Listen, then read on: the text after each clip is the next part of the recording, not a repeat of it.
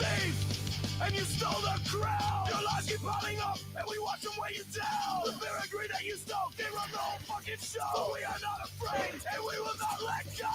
The biggest rise, and you bear the flames. You build an empire of fear and pain. You're in an end with a billionaire scum, selling out this country while you play dumb. Turn it all down! Tear the walls apart!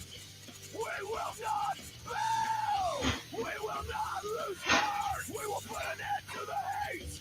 We will put an end to your lies! We will stand side by side! And we will cry!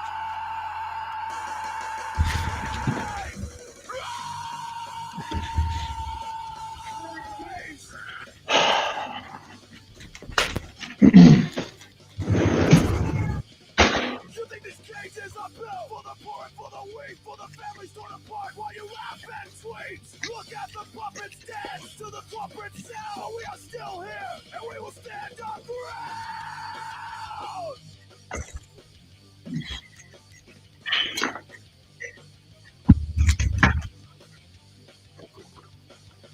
There is blood on your hands. We have seen the truth erased. You put the profits first instead of the people you displaced. History is watching, and it won't soon forget. It may not be you this time, but you could soon be next. Burn it all down, tear the walls apart. We will not bow. We will not lose heart. We will put an end to the hate. We will put an end to your lies.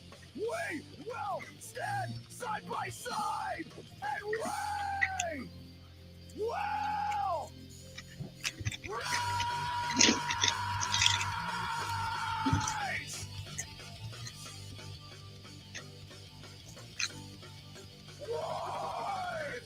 Burn it all down. Tear it all apart. Burn it all down. Tear it all apart. Burn it all down. Tear it all apart.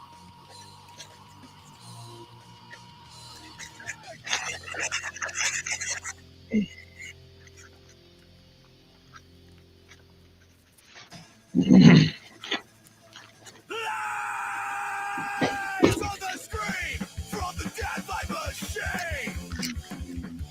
Burn it all down. They killed the American dream. Don't play an escalator until we're built on Damn caps. Slaughtering the tyrants while the world fades away. And hate is the name of your game. Divide the people and shift all the blame. The truth is dead. You sold them for fame. History won't forget your name. Fake empire built on greed. Fascist clown. Watch it bleed. Break the chains. Fight the fire. Dethrone the king. Take it higher. Broken to cases.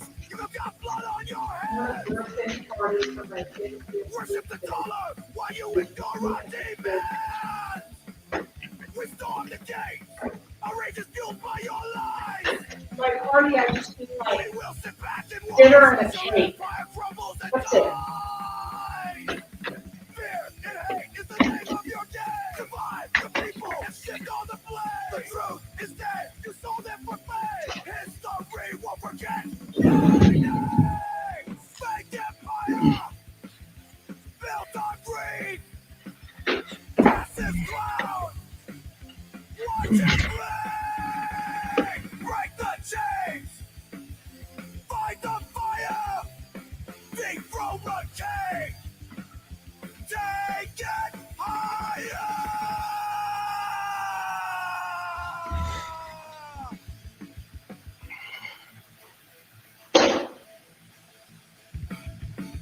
You build walls. We break them down. You spread lies. We burn this town. You breathe fear. We fight back. Hardcore heart.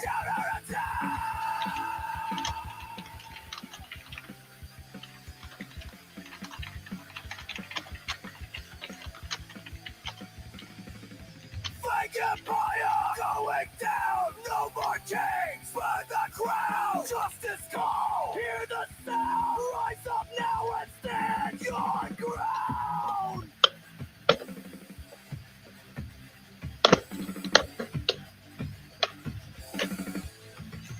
All out.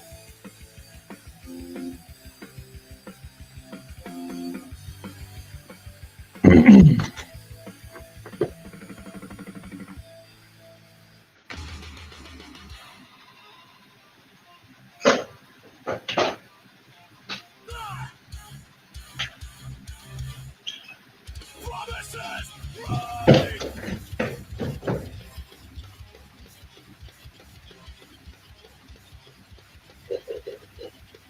Promises break. On a gilded stage, dividing the people, fueling the rage. Walls built high, but compassion slow. Truth buried deep beneath the show. No more lies, no more deceit. We will bow down, we will retreat. Voices loud, we stand as one. The fight's not over, it's just begun. It's just begun. Families torn at the borderline. Justice denied, time after time. Prophets soul on the planet burns. When will we learn? When will we learn? No more lies, no more deceit. We will bow down, we will retreat. Voices loud, we stand as one. The fight's not over. It's just begun! It's just begun! It's just begun!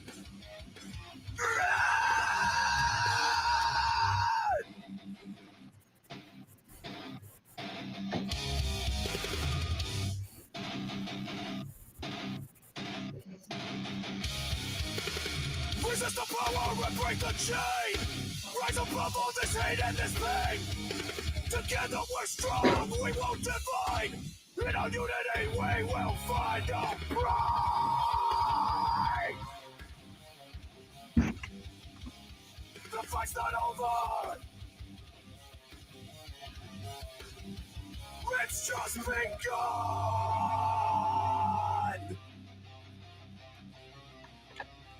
The fight's not over. It's just begun.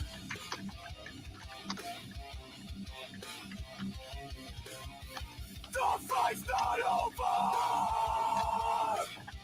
It's just begun!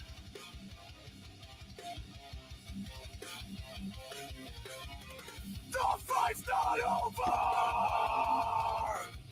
It's just begun!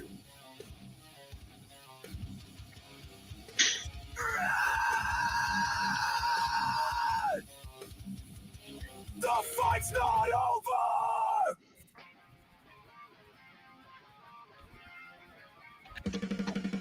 Whispers turn to battle cries. The truth is dead. They bend to lies. They sell us lies in the name of peace. What justice rots beneath the leash. They write the laws just to serve a few. We bleed beneath the red, white, and blue. Freedom's fire still burns inside. Where truth and treason often collide. So raise your voice and raise your fist. We are the storm that they can't dismiss. No more kings and no more crowns. We are the ones who will burn it down. The tree of liberty must feed on the patriots who dare to bleed. The tyrants tremble when freedom rings. We are the roots and we will bring the thunder rolling through the land. With fire in our hearts and blood on our hands.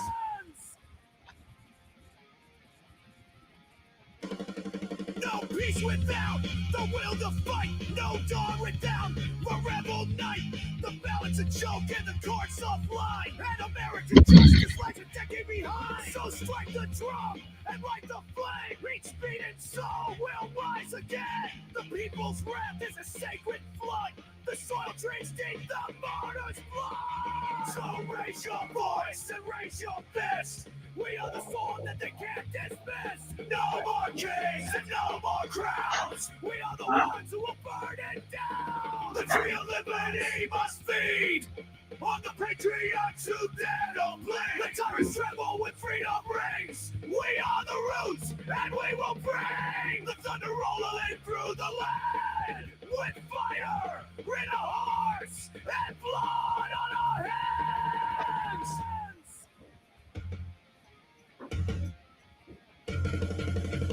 Not for glory, not for gold, but for the stories that were never told.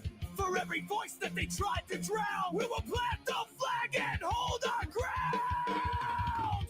So raise your voice and raise your fist. We are the storm that they can't resist. No more kings and no more crowns. We are the ones who will burn it down. The tree of liberty must grow. With the blood that only the brave know. And if we should fall, then we fall as one. Beneath the rising vibrant sun. The tyrants will fall. And the people will rise. Because freedom never truly dies.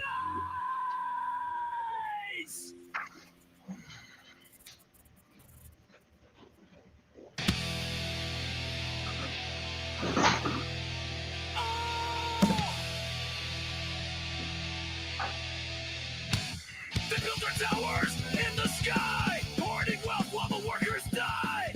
Billionaires with blood-stained hands, trampling lives to expand their brand. They say they earned it, they say it's fair, but they only take while we despair. Their pockets are fat and their hearts are cold. Working ourselves to death makes them more bold. But now the time has come for the people to rise up.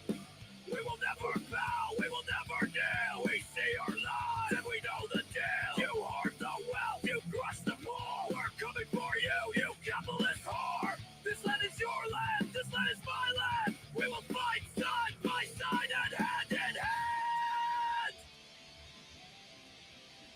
The system is rigged, it's all just a game. The rich pull the strings, the poor take the blame. Wealth hoarders live in mansions, the people live in chains. The billionaires don't care, they cash in on our pay. Luxury is a cage that's been built on the backs of the common workers that they keep under attack. But we the people, we've had it rough. Their empire is fragile, we've had enough. And now the time has come for the people to rise up. We will never bow, we will never kneel. We stay alive, and we know the deal. You hoard the wealth, you crush the poor. We're coming for you, you only got whore. This land is your land, this land is my land. We will fight side by side and hand in hand. No more silence, no more living in fear, no more being divided, no more broken man's tears. Don't try to keep us down. You are not our king. In every city and every town, let motherfucking freedom ring. Because the time has come for the people to rise up. We will never bow, we will never kneel. We see your lie and we know the deal. You hoard your wealth, you crush the poor. We're coming for you, you capitalist whore. This land is your land, this land is my land. We will fight side by side and hand in hand. It's better to die standing on your feet than living a lie down on your knees. It's better to die. So clever that you can't find them. I didn't make you see that I was thinking about having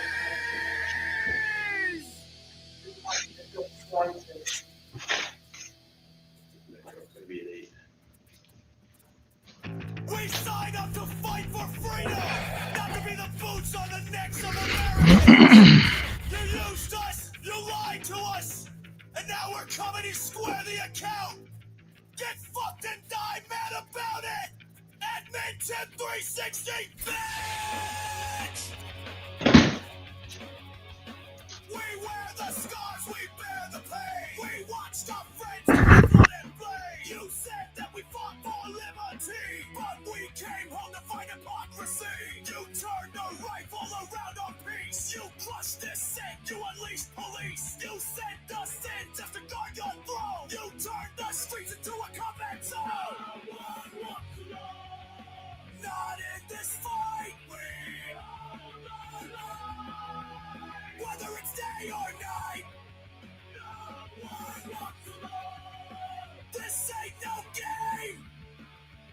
There is only one true, we are the same. You armored up and sent the troops to beat down kids and protest groups, to guard the banks, protect the suits so that they can't keep us under their boots. You wave the flag like it's a threat, but we remember every single bet that you left to rot. Alone and discarded, all CEOs got golden parachute parties. Anyone walks alone, not in this fight, we are the light. Whether it's day or night, no one walks alone. This ain't no game. There is only one true, we are the same.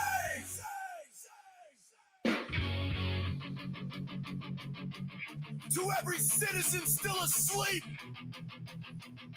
wake the fuck up! To my fellow veterans, remember your oath! Our freedom is dying right beneath our eyes!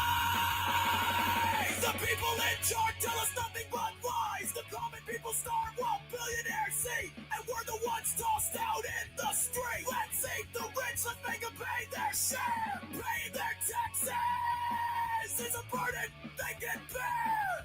Make billionaires right again!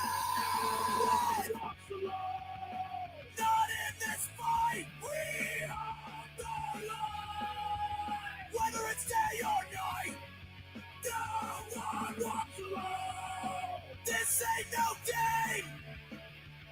There is only one truth. We are the same. No one walks alone.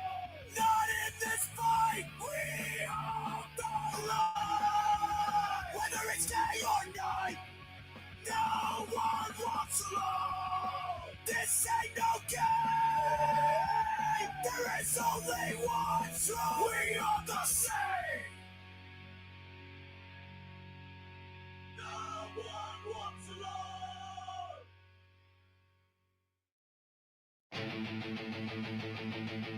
I got something for you. Hang on to your asses.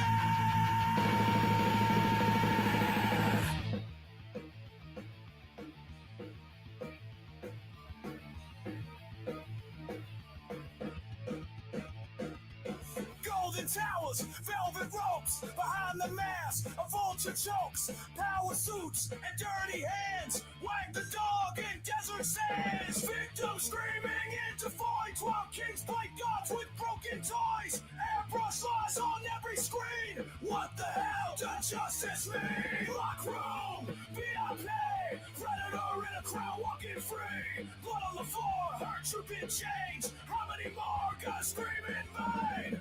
You built your throne on broken laws. Now you're scared, you know what you saw.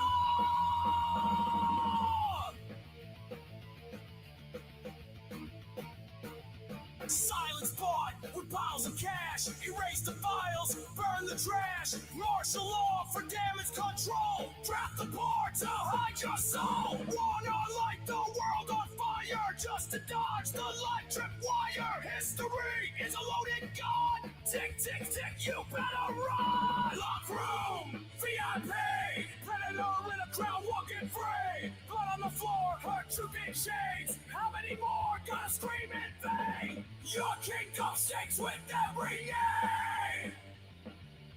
You'll kill us all to dodge the brain.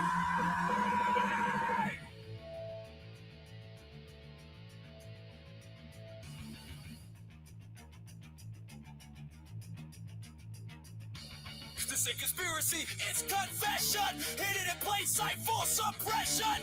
You laugh while the system bleeds, but the streets remember what you need. Truth, there's a cry. You just bear the time. When the lights come by, and your ass is mine. Locked room, VIP. No more secrets, no more canes. Dragged across your marble floor. Truth is kicking down your door.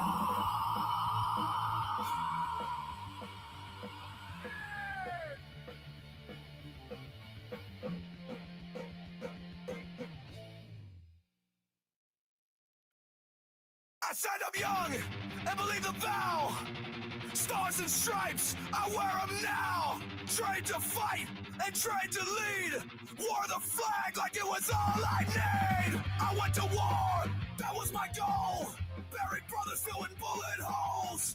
Did what I had to cause that was the cost. I came home proud but broken and lost. The other party used me and threw me away. Now I see through the games they play. They wrapped their lives in red, white, blue, but the blood on my hands was never for you. It was never for you. They said freedom, they said truth, but fed me hate since I was a youth. Republican dreams, conservative pride, just uniforms for the greed they hide. Where were they when the VA failed? When my friends came home and we all derailed? Where were they when we screamed in pain? Too busy chasing power and gain. All the party used me and threw me away. Now I see through the games they play.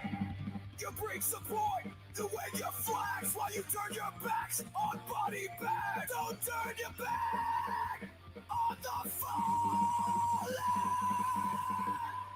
You say that I betrayed you. I bled for this country. What did you ever do? You cheered for war. Then you ran from the wounded. I see who the traitors really are now! I gave my all, you gave me lies. Soldiers die while your empire thrives. Call me woke, call me lost. You never paid the fucking cost. And the party used me and threw me away. But I won't be silent one more day.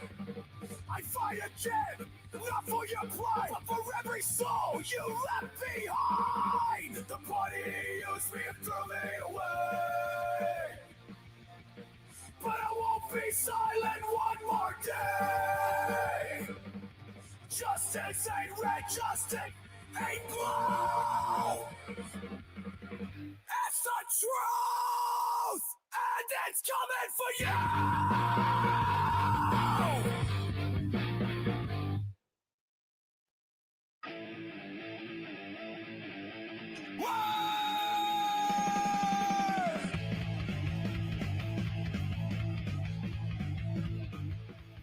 Marching down the street with your MAGA flag, spitting serpent's lies while you're waving that rag, screaming freedom while you chain the weak. It makes me sick every time you speak. Beneath your cross, beyond your screen, you sold your soul for a fascist dream. Keyboard warrior that don't know pain, a cultist clown whose leader's insane. You are a king, not a constitution. You crave control, not a revolution. But you lick the boots, you're a rich man's pawn. You say you're free, but your freedom's gone. You're not with us, you're a fucking disease. You live in fear, spread life on your knees. Try to own the lips, but you just don't regret. You fake your fate, now you choke on the dead.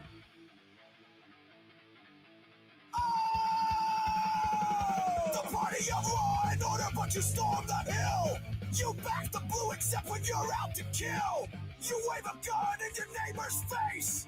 Fake ass patriot, you're a fucking disgrace. History watch while you took your stand. We saw what you did all across this land. American patriots don't kneel to a king. You're a fucking sin sucking that cinnamon ring. You are a king, not a constitution.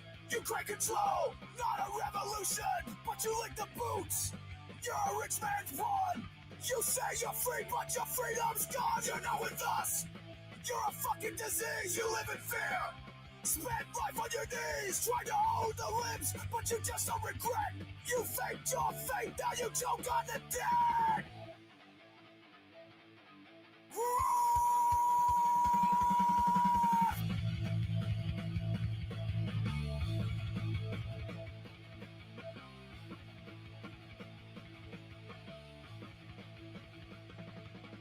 You traded your hood for a MAGA hat. The mark of the beast, you believe in that? You don't believe the words that you shout. You chant just to drown out the doubt. You were born to lose and you still started this game. The fire is coming and we are the flame. We're gonna tear it down, bury it 6 foot deep, and we'll never forget that you're a sheep. You are a king, not a constitution. You claim control, not a revolution, but you lick the boots. You're a rich man's pawn. You say you're free, but your freedom's gone. You're not with us. You're a fucking disease. You live in fear. Spend life on your knees, trying to own the limbs, but you just don't regret. You faked your fate, now you choke on the dead. 1, 2, 3, 4, 26, 47. 1,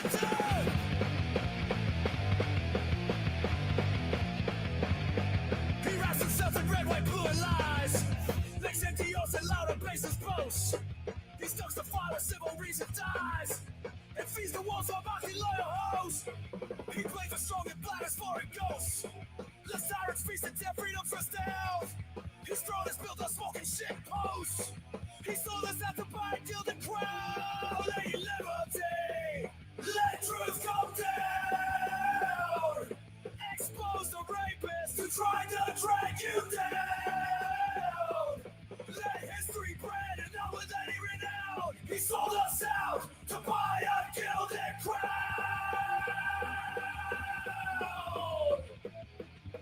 He scores people who bled for law and land, and praises the mob that stormed the sacred floor. A coward's grin, a scepter in his hand.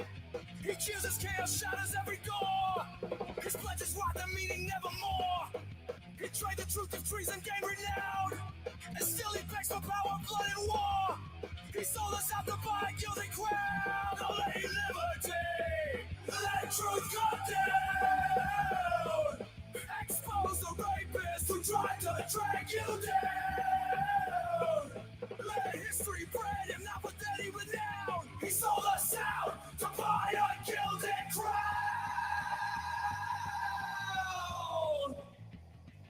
He turns his back while tyrannies grow bold.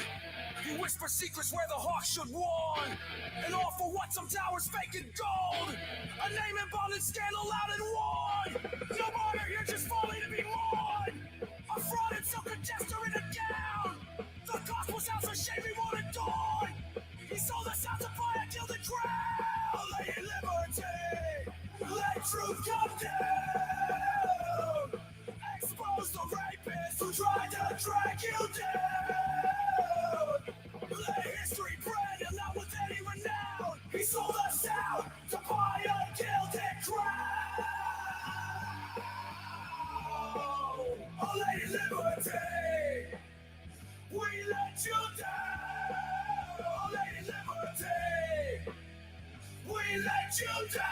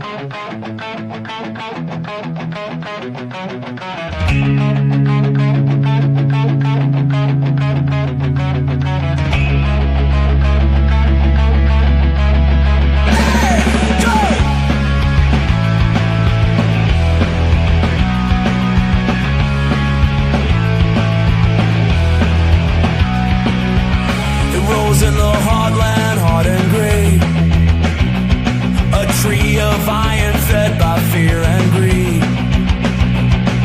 Its roots split courthouses and cracked the day. Its branches smothered thought and deed. The ringing smile, people kneel. Truth was outlawed, mercy a plea. But one light burned, the world tried to conceal. So light your lamp and dead beneath the tree. Oh, light your lamp, let it shine bright. Oh, light your lamp, let it shine bright. Oh, God, let it shine bright.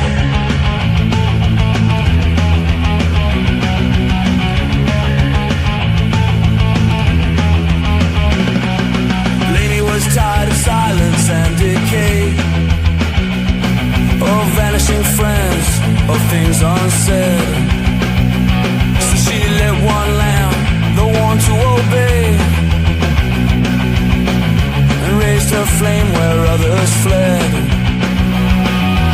They called her traitor, they mocked her dead. But windows glowed across the sea, and fear began to bow its head. Now light your lamp and dig beneath the tree.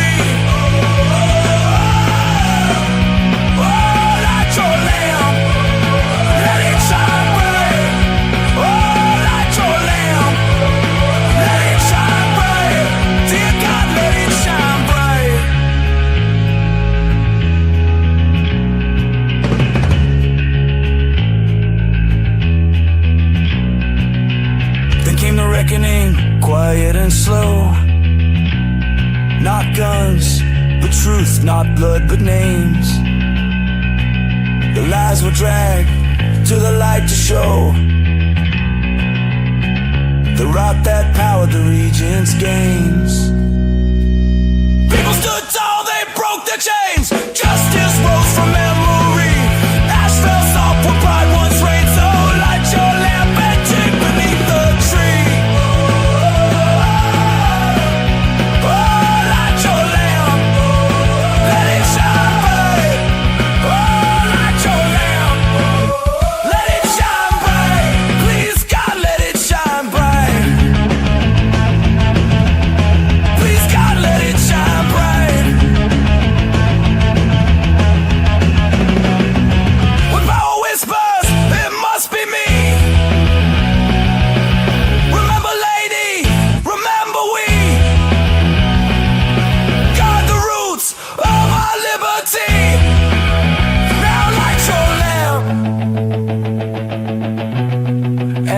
Beneath the tree.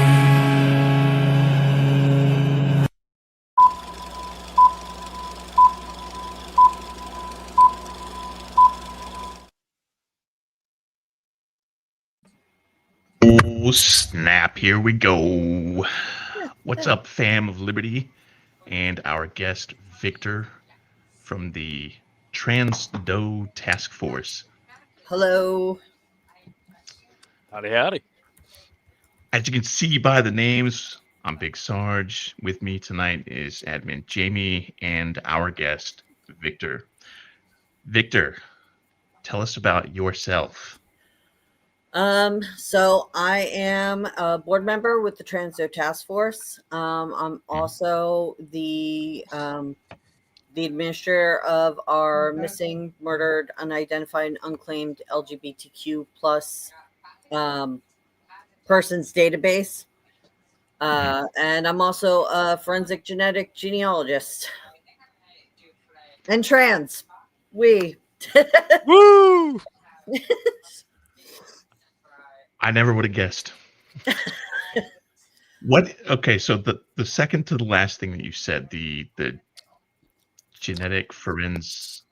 Can you repeat that for me? I'm a forensic genetic genealogist, and what that means is I use DNA to help identify unidentified people who have been found deceased or perpetrators who've committed murder or a violent sexual assault. And you went to school for this, I'm presuming. Well, I went through training. I I went through training for it, and then also I am a teaching assistant that helps teach other people how to do the same thing. Okay. Now, tell me about the Trans Doe Task Force. I know you gave us kind of a very brief overview initially. All right. So the Trans Doe Task Force, which was originally started by Lee and Anthony Redgrave, who were volunteers with the DNA Doe Project back in 2018. And they had been going through a bunch of the unidentified persons cases and had started thinking like, well, okay, but what if trans people are found deceased and are unidentified? Like, what would that look like? So they started looking for cases, and they found many, many more than they had expected.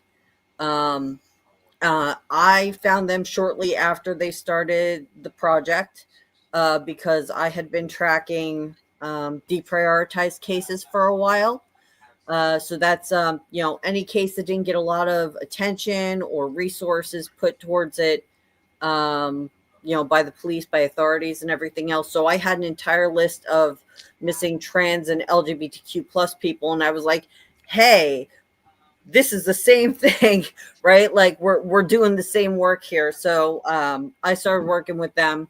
And then I think in about 2020, they moved the project away from the DNA Doe project because they also started their own forensic genetic genealogy company. So they moved the project away from the DNA Doe project, and we've been doing it on our own ever since. Okay. I think I saw something about you had some potentially big news a couple of weeks ago, wasn't it? Yes. I might be off on that.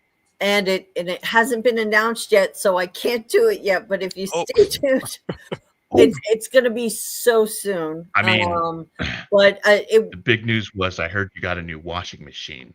Oh yeah, that is very big news. To be fair, yeah, definitely. The bitches are.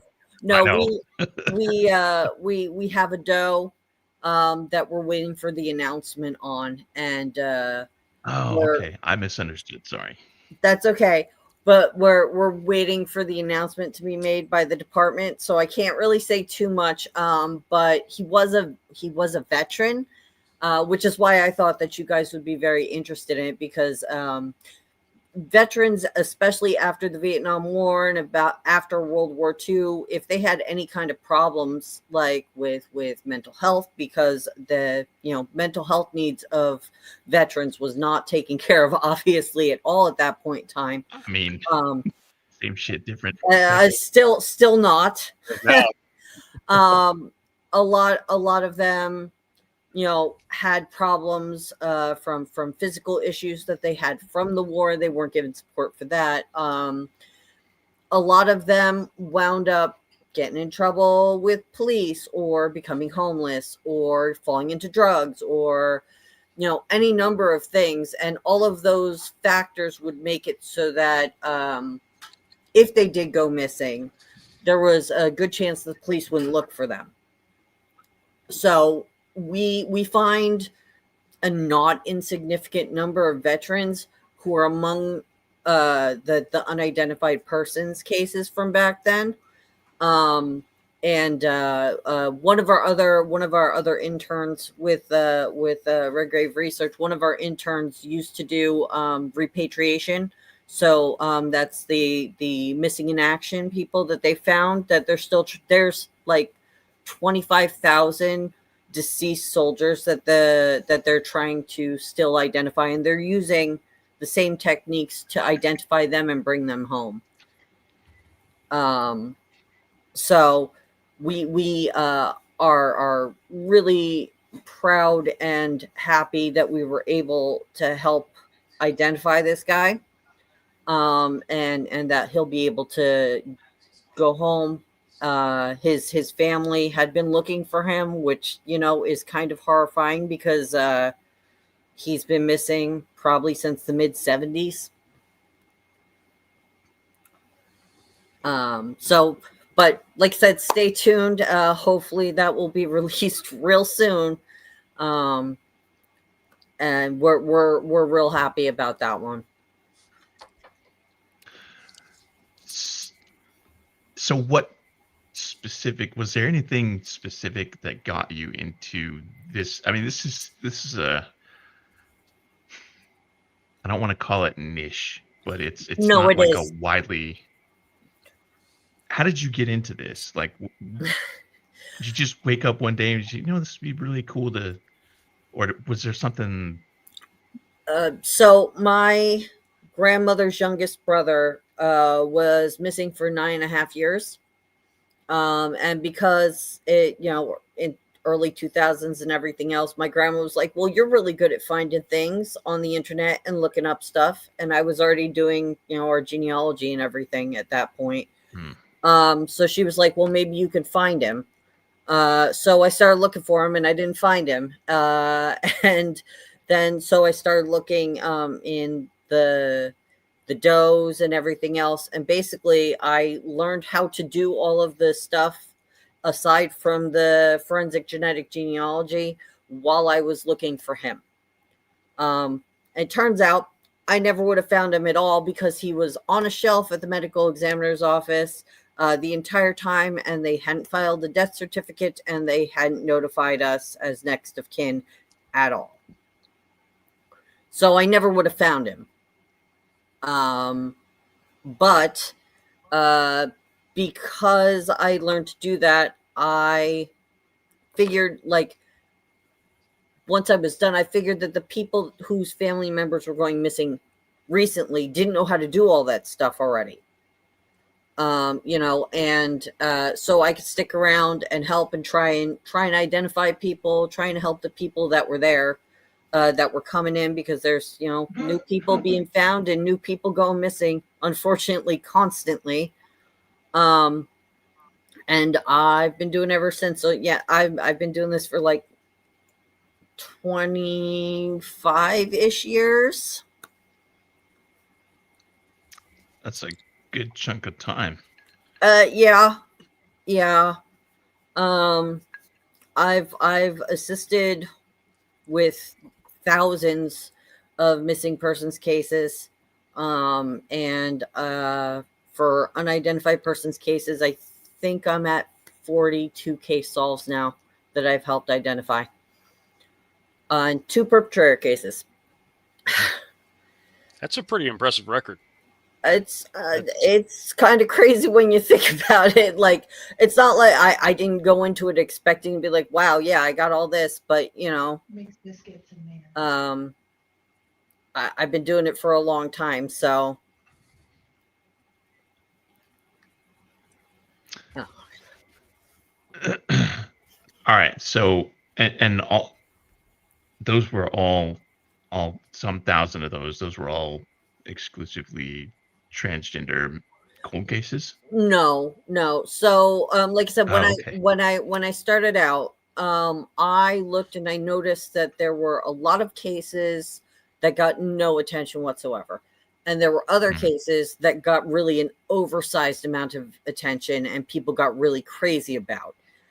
And I said, you know what? The cases that already have a lot of eyes on them don't actually need my help, because there's all these other people who, like, there's so many eyes on it already. Why don't I look at these other cases where, nobody's looking for these people, or very few people are looking for these people, right? Or, this particular community, like Native Americans, face an enormous amount of hurdles just trying to get their family member, listed. It's changed now in the past couple of years in the United States. But even as much as 5 years ago, to get a Native American person who was registered with a tribe reported as missing, they would have to go through at least 4 separate agencies. And this process could take well over a year. But the shortest I heard of was about 4 months between the person going missing and them actually being listed in official databases like all over the place, because they had to go through the tribal community, they had to go through the tribal level, they had to go through the local level, the surrounding, American bureaucracy to get those listed. They also had to go through the Bureau of Indian Affairs, and then they had to go through the FBI. And if at any level anybody said no to that, they wouldn't get listed at all. So it was so bad that some of them were driving out physically to this like swap meet place, and they were pinning the notices to a board that was out there, and then somebody would come by once a week and they would take pictures of all of the flyers that were out there, and then they would post them on like Craigslist or on like Facebook groups. With black people, they just wouldn't take the reports, and nobody would share their flyers. Nobody was looking for them except their own families, their own community, even children, right? So and the same with like immigrants, right? Immigrants, a lot of the time, if they have mixed status families or if they're out of status, then their families wouldn't report them because it wouldn't be safe to contact the authorities. So that put them in a very vulnerable state. Not only if someone had trafficked them or done something to them, they would have, nobody looking for them. But if they were found, then the police might deport them and their entire family. So taking into account that there's all of these overlapping issues, because obviously some people fall into multiple categories there. And then also thinking about how, anybody who's a sex worker, anybody who's LGBTQ just did not get attention and didn't have people looking for them.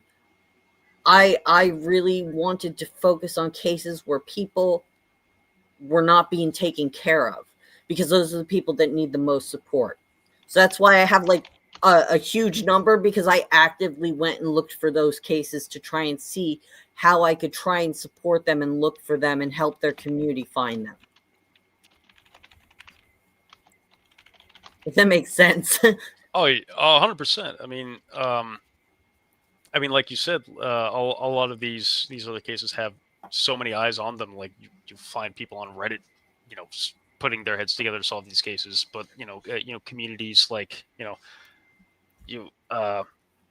like LGBTQ communities and all sorts of communities. I mean, Yeah.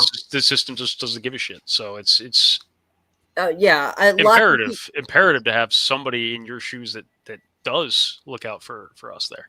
Lots of people, it's like you said, it is niche. There's not a lot of people that want to look at this stuff all day. There's not a lot of people that want to kind of swim in the milieu here or read these details or see, crime scene pictures or autopsy photos or any of that other stuff, right? And because of that, because they don't want to understandably expose themselves to that kind of content or that kind of information, right? There's only a certain amount of attention that they'll give for any case. So if we look at Gabby Petito, right? Lots of people really pointed out that she got an oversized amount of attention. They found like 9 other bodies while they were looking for her, and they had never looked for those people, right? So, but her family has done something amazing, and they went in ahead and they looked at it, and they looked at the criticism, and people were like, the criticism is not on the family. Of course we want her to be found, right? And we support that, but like, all of our families are also missing, and they don't get any of this attention. So they really have focused since then on trying to help those communities as well. So I have to give them a lot of credit for looking into it and going, actually, this is horrible and unfair that so many other families don't get the kind of support that we were lucky enough to have.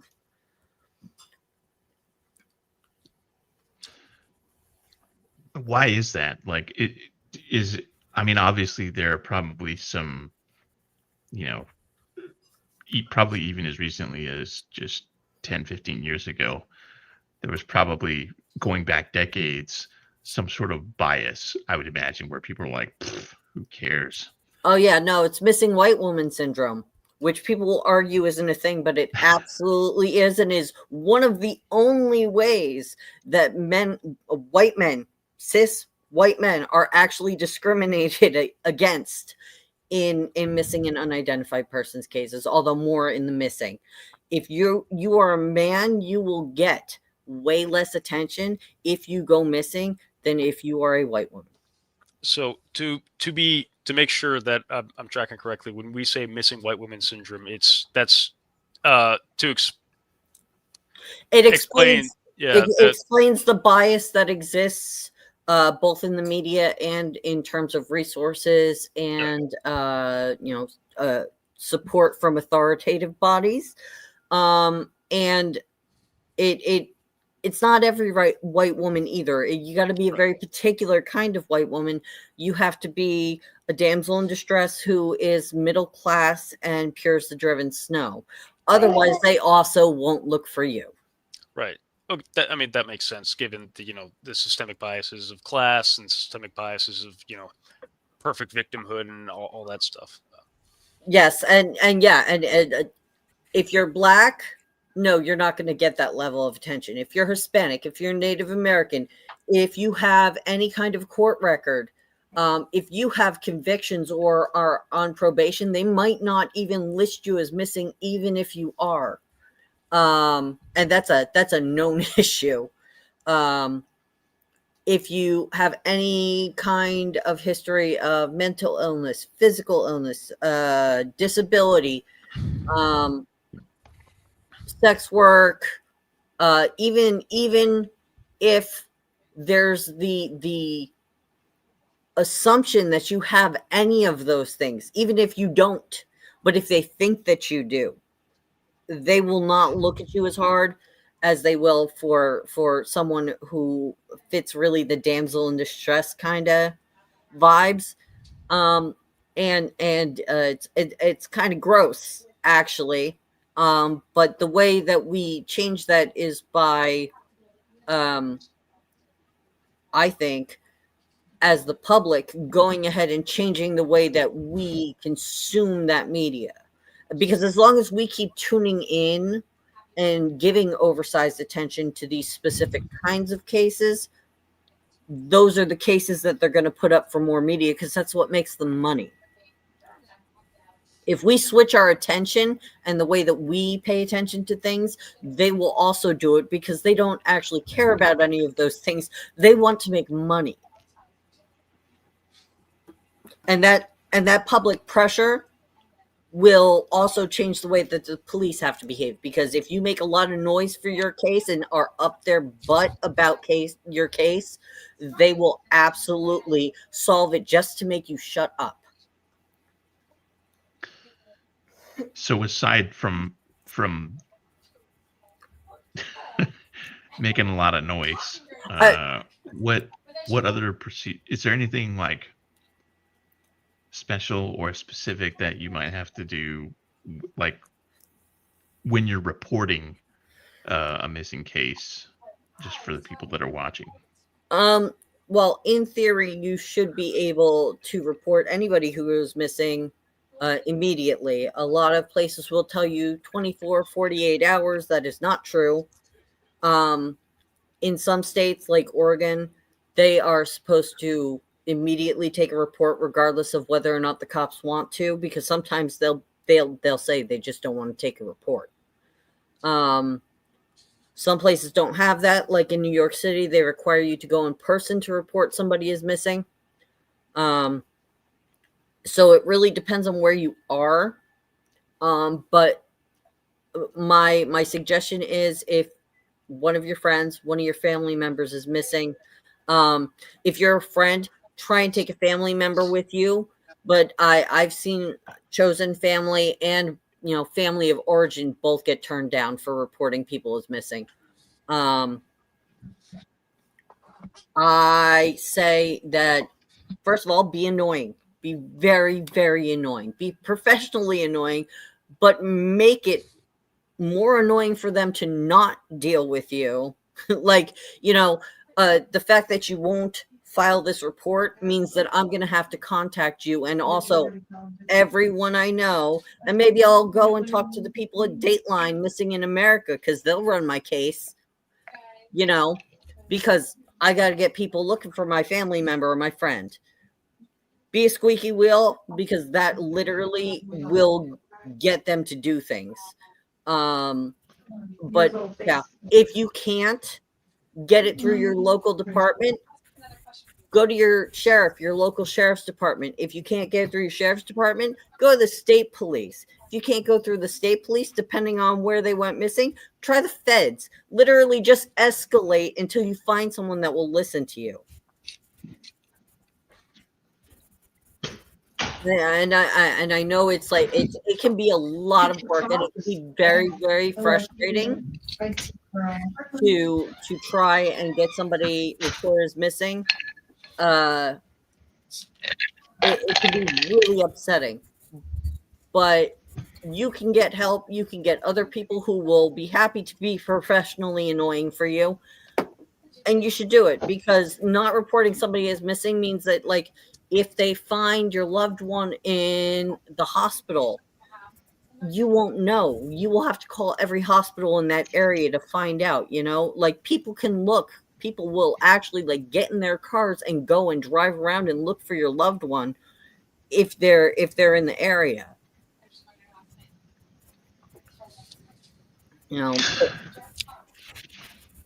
Now, when you said there was no weight limit, like there's, like people say, oh, you got to wait 24 hours or whatever, like you see that on TV or whatever. That's not actually a thing, right? No. I mean, it used to be a thing. And it used to be a big thing for local departments, where they'd be like, oh no, they haven't been missing for 48 hours, so we can't do anything. That was local policy. They used to have a lot of local policies that were pretty terrible when it came to missing people. So there's an entire cohort of people where they reported their family members missing, and at some point the police just summarily closed the case, because that was the thing. If you had a child that you reported missing in the 1970s, once in certain jurisdictions, once that child hit the age of 18, even if they weren't found, they were just removed from the system, because adults are allowed to go missing. So there's a bunch of families out there, possibly who've passed away, who've passed away thinking that the police were working on their missing loved one's case, and they weren't. Several of our case solves that we've had, the people were reported as missing, and the police closed it erroneously, because they were dead and found, either in between that time or whatever else, but they were closed. And most of the time now, those policies are not in place, and they've changed it. Again, they might tell you to wait 24 hours, insist, no, I need to report them as missing now.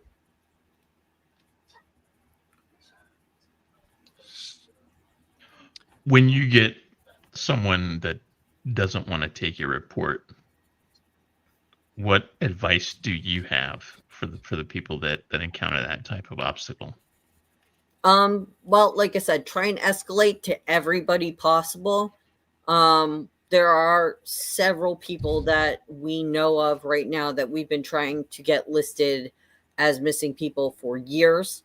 And nobody will take the report. So we have a couple of groups on Facebook where we share the cases where they will not take that information. We put as much information as we can, and there's actually a bunch of people who do the same work as I do, who are forensic genetic genealogists in there, because then if somebody is working on their case from the other end, they'll see, hey, actually this person is missing. Because there are, like I said, multiple ways that people could slip through the cracks, and reports can slip through the cracks.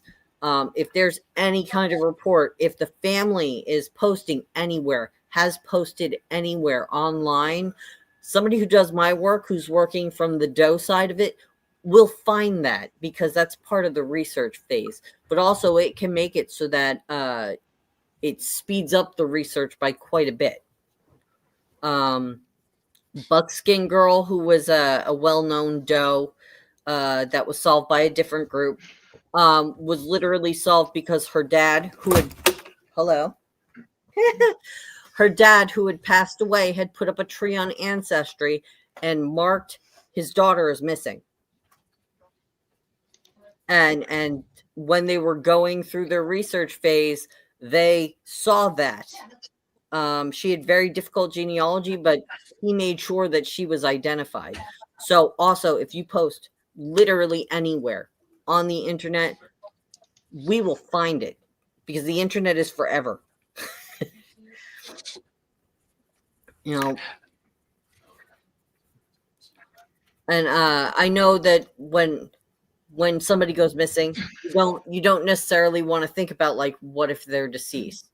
But if you have an old, a missing person who's been gone a very long time, you should put that information out there, because there are people that are looking for it. Even without the DNA, there are people that are trying to compare the does and the information together to try and see if they're the same people, and they will look.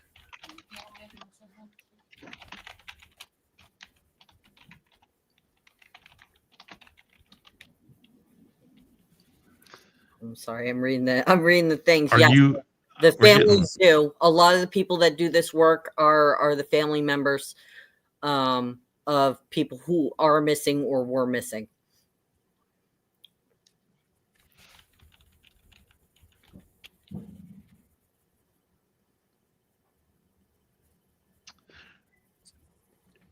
I'm So gonna one deviate. question. Oh, Sorry. Go ahead. So one question I had, and or is just and I'm not necessarily expecting that I'm gonna get a positive feel good answer here, but are there any legislative big pushes to help kind of address some of these gaps in reporting on missing persons that you know of, that can be supported, that can be pushed forward? There were, and they should be supposedly being implemented this year, but who knows if that's going to happen. Well, listen, here, let me tell you, during the first bullshit administration here, one of the first things these people did was defund NamUs. It was in their first week that they were in office. It was one of their priority things, because it was one of the first things they went against. One of the first things that they did was defund the national database for missing, unidentified, and unclaimed persons. Defunded it without a word. Now, at the time, they had somebody who was involved there named Todd Matthews, who was very, very good. And Todd, it took him like 8 or 9 months to get funding back, because NamUs would support the families of the missing, would provide free STR DNA kits for the different departments, and also would help and pay for the STR DNA testing on does for departments. They had an entire program, and it got defunded immediately, which makes me think there's some skeletons in closets, and also probably not in closets, involved there. But that was one of the first things they went. It's almost like somebody. Yes, I was yeah. going to say, it's almost like somebody who has a record of human trafficking, very, very obviously, is going to want to cover some of that stuff up. Yeah. Well, I mean, so missing people. Maybe you can't find them and they're just missing, right? But the unidentified people is what I think was probably the more worrying. I think there's people in there that are, connected enough to some of these people that they just don't want them identified. Because why else would you defund that? Why would that be one of your number one priorities, that you defund in the first week, in the same week that you're pushing through a Muslim ban? Come on now. It's also insane that kind of slipped under the radar. I had no idea that happened. Oh yeah. And it's not like I wasn't paying attention at the time, but Oh yeah, yeah. No. this is completely new information to me. Yeah, it did not get a lot of information. It didn't get a lot of information or attention at all. It was known by people who are kind of around and kind of like intensively in the milieu, but most people didn't know about it, didn't hear about it. Departments didn't even know about it because also NamUs didn't tell them. So some of these departments were left with their samples and everything, and where they were in these investigations, completely in the dark for 2+ years, with nobody telling them what was going on. Right. And when you're waiting for, a kit to come back or information to come back, that's an eternity. So Todd got the funding back, but there was still a huge backlog.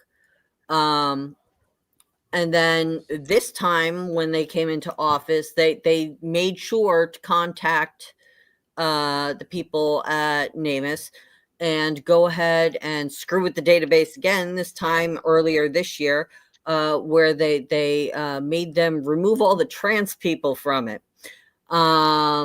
Both from the does and the missing people,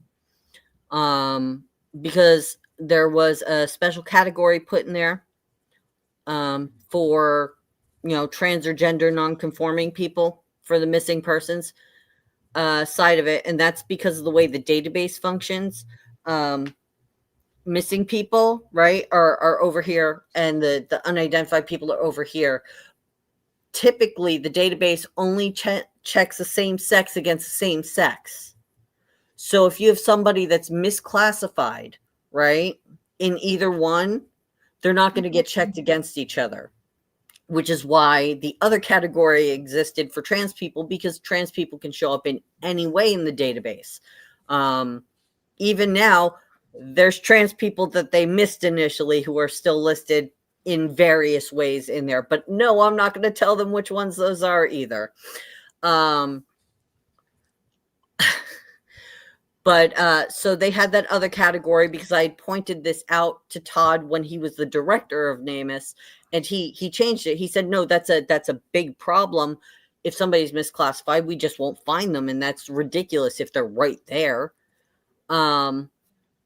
So earlier this year, they contacted NamUs and they said, take out all the trans people and anybody that mentions, LGBTQ plus people, which they did. And some of them went down and didn't come back up. And some of them came back up, but they're misgendered. A bunch of them are dead named. A bunch of them have pretty insulting language on their entries. And then also they contacted the National Center for Missing and Exploited Children, and they told them to take all the trans kids and all the LGBTQ plus kids out of the NCMEC database, and also take down any of their research, any of their reports that mention queer people. And you got to take them down too, which they did immediately. Because when some certain group of people make up 45% of the people that you're looking for in your database, of course, who would want to support them appropriately? But $57 million a year in proceeds and donations from the feds is probably a little bit too much for people to sneeze at. So there's that. I don't get paid. We don't make anything anywhere near any of that amount of money. I have self-funded cases for us to solve out of my own pocket because we're not making any money. So it's infuriating to me that people that make that much money are willing to throw trans kids and LGBTQ plus kids into a fucking wood chipper to keep making a buck. I'm not surprised. I'm just real disappointed.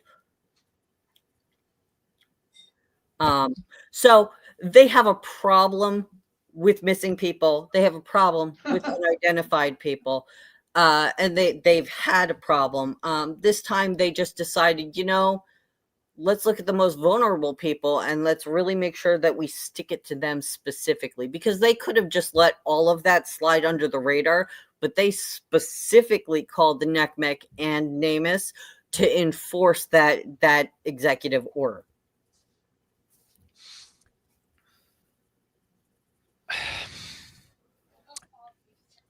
It's one of those things where, intellectually that people in power can be so cruel, but it's just like a next level of cruelty. Yes, it is. I cannot imagine specifically turning around and being like, you know what? Fuck those cases. Fuck those kids. Specifically, 45% of our database, self-reported, by the way, 45% of their database is queer kids, because those are the most likely kids to be thrown on the street or abandoned by their families. Also, a significant number of the kids that are in their database are missing from care, because actually the families that kick their kids out, their queer kids out when they're teenagers, usually don't report them as missing. The ones that have to be reported as missing are the ones that are in care. And those kids are at a much increased chance of being sex trafficked, of facing, extra violence, of having to fall into survival sex work just to survive. Actually, they're also at a much higher risk of attempting or completing suicide. It's horrifying. So going after kids specifically to be like, you know what, we don't care if you get found, is disgusting.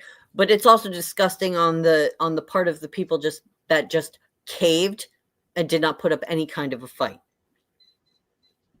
That's how can you say we're the biggest and the oldest and the most influential missing persons organization in the United States and do shit like that and be fine with it? I mean, I help solve cases and help with cases that have nothing to do with any of the stuff that we do for the TDTF all the time, because the worst thing that happens when I help those cases is somebody else gets their family member back. It's a positive thing. It might be a sad thing, but it's a positive thing, regardless of whether or not they're part of my community. But that is clearly not a mutual thing.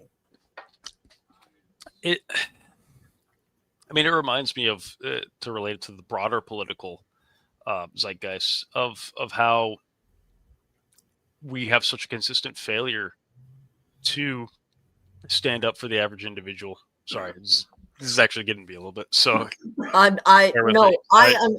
trust me, I understand when all of this was going on. I had a bunch of people immediately contact me and be like, what do we do? Right? Yeah. Okay, well, they're like, but wait, we need to record who these people are. They're gonna, we're not gonna be able to find them. Okay, so now we're starting lists, and now I'm starting to write letters to Congress people and senators and everything else. And then I have to also talk to the media and all this other crap just because you guys want to be horrible. But I don't.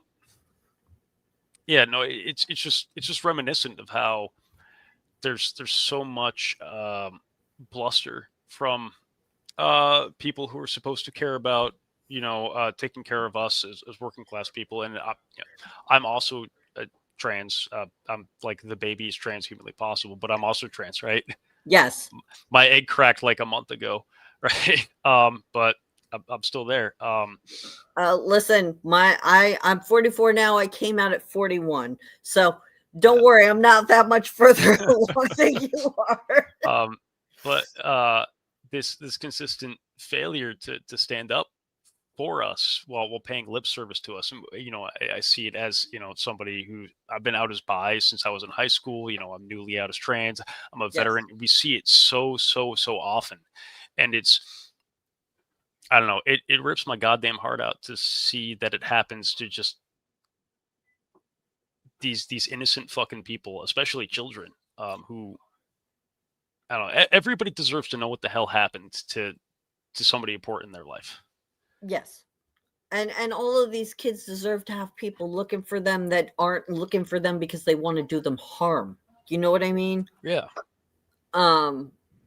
We had a case earlier in the year of this 17-year-old trans girl out west. She was missing for weeks, and she'd posted on Twitter.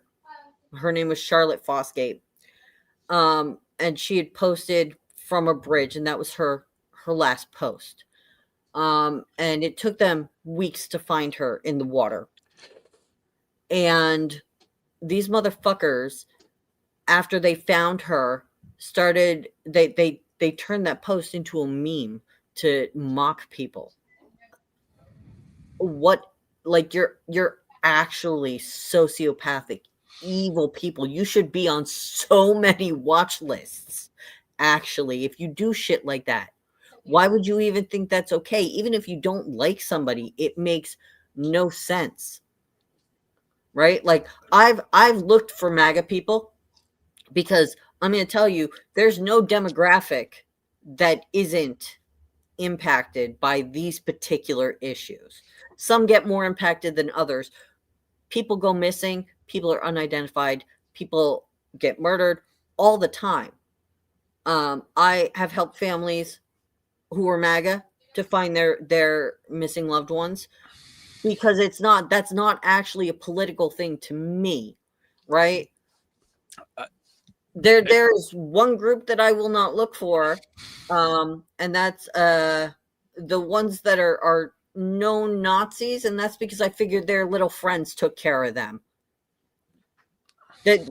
But other people will look for them without a problem. I would much rather spend my time looking for the people that they victimized than for them. But other people will pick that up without a problem. There have been so many unidentified Nazis with literal Nazi symbols all over them, identified, that it's kind of crazy, because they definitely don't put that many resources into the missing and unidentified Black people that are in the databases. Yeah. I mean, with still, like, looking for people who are MAGA, it's something that, I can presume is difficult, but it's admirable, because it harkens back to one of the things I've been very trying to, or I've very much tried to hit on here, and in part because of my time in the Marine Corps, is remembering that people are still people, and even if they're shitty people, we don't get to remove their humanity from them. Yes. And even shitty people, they still have people who care about them. Yes. Yep. And it's important to recognize that even if the family members might be MAGA, it's possible that they weren't MAGA either. Lots of people are estranged, but also going through and doing this stuff sometimes changes people's minds. Actually, there have been a couple of times when there have been some very, very conservative people who were much more inclined to be on that side, who've gotten help from us and have switched on a dime, because they're like, actually, the only people that stepped up to try and help us, that wasn't our church, and it wasn't our friends. It was these random queers over here that saw that nobody cared, and were like, okay, we'll help you anyway. Right? Sometimes doing that, and obviously you have to be very judicious, because you shouldn't put yourself in danger for any reason dealing with these people. But if you can help in a small way, sometimes it really is enough to push people to be like, wait, what the hell was I doing? Like, okay.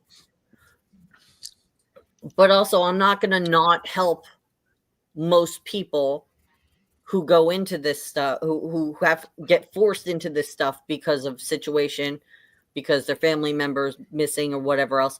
Usually, if I can help, I'm going to help. I don't have a good reason to not. Even if I can't help, I will switch you over to somebody who can. I will give you the information to somebody can. If I don't want to help you because I think you're an asshole, I will send your information over to somebody who can help you and who will deal with you without it being a problem. Right? Just because I don't want to help you doesn't mean I don't think you should have help. I just don't think it maybe should be me. Right. There's a difference, because if you're going to be abusive and horrible to me all the time, why would I want to deal with that? Go and deal with somebody that you like dealing with. Here's a group of people that would be better for you to deal with than me, which I think is still fine and still helpful. It's almost kind of like the Charlie Kirk conundrum, right? Where we can all acknowledge that political violence is bad, but we can also acknowledge that Charlie Kirk was kind of the one of the people who cultivated that, and he got by the environment he made. We don't have to shed any goddamn tears for him. Yes. Yeah. I have feelings about that entire situation. Also, how they tried to pin it on us, and we have nothing to do with it. It's one of your own, baby. Yeah. Calls coming from inside the house. Well, always remember that the company TRN does not make 30-06 rounds. Yeah. I don't know. There's a bunch of weird shit there. Yeah. I mean, I don't mean to derail it in that direction either. No, that's fine. No, that's fine. There's a bunch of weird shit there, and that entire investigation is probably super fucked. Just saying, like that.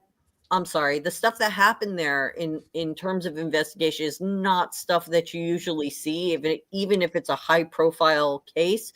Usually, when you have a high profile case, they try and be even more careful to follow things properly and not disclose things, not be releasing stupid ass bullshit, because that will fuck up your prosecution. And why the hell would you want to do that?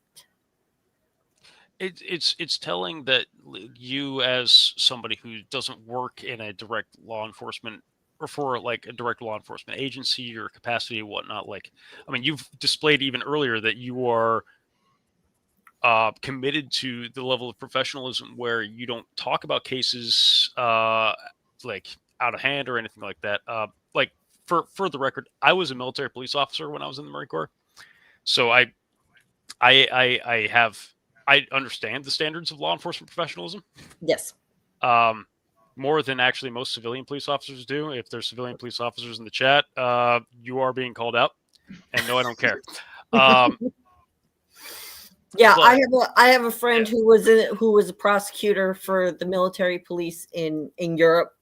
Yeah. So I had some very completely stripped down conversations about that over the years, because like, hey, can I get any kind of records or anything from any military base on this Doe who was found right by this military base? Do you have any AWOL records somewhere that I could like go and see if I could help this dude? No, absolutely not.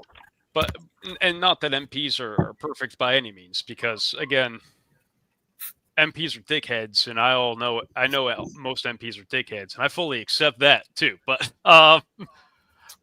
again, it's going back to the standards of professionalism you have shown already just in this stream is so far and above the standards of professionalism that is shown by the federal government, the head of the FBI. It's absolutely mind-boggling.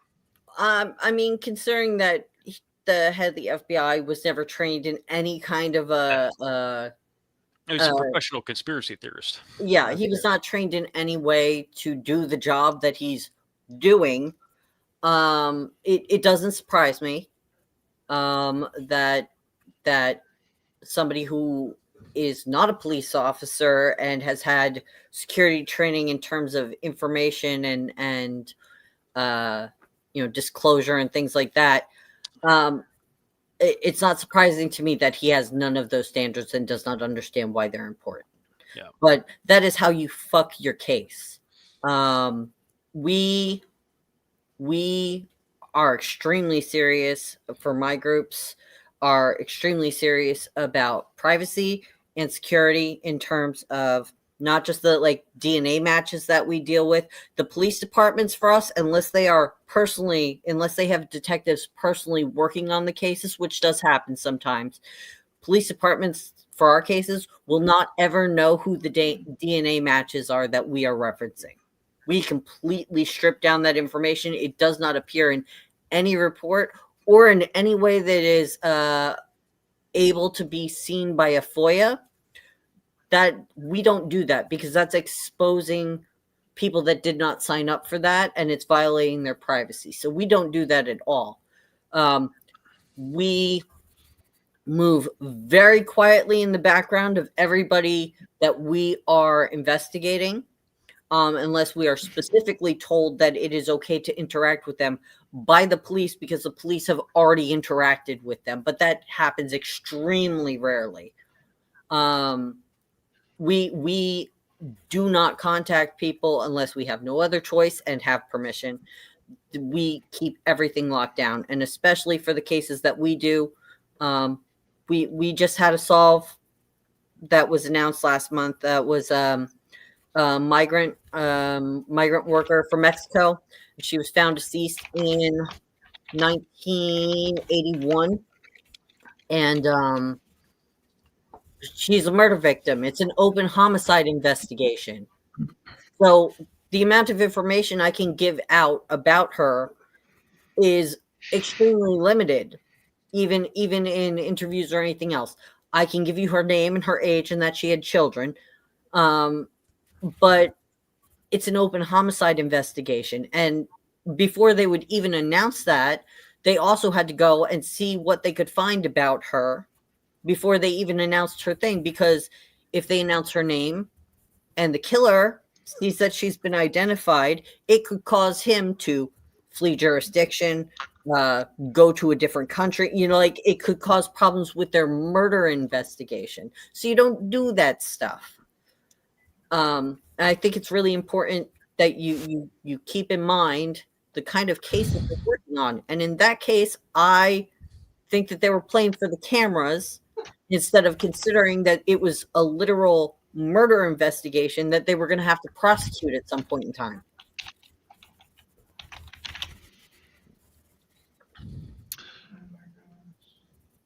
You're on the East Coast, right? You're Yes. on the Eastern Seaboard. Yes. Are you going to the New protest? Jersey, correct? I am not going to be able to go down there.